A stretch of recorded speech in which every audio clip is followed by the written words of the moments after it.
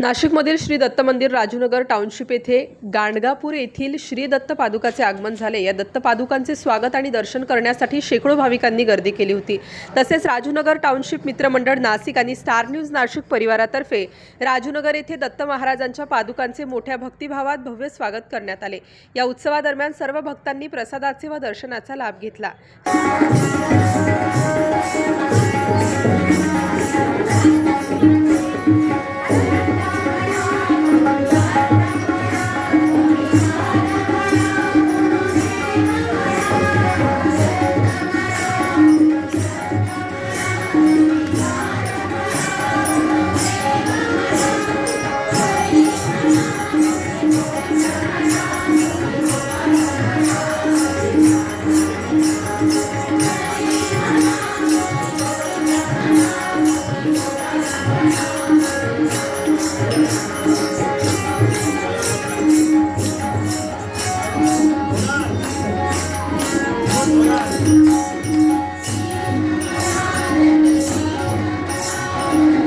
Star news साठी शत्रुघ्न थोरात, नाशिक।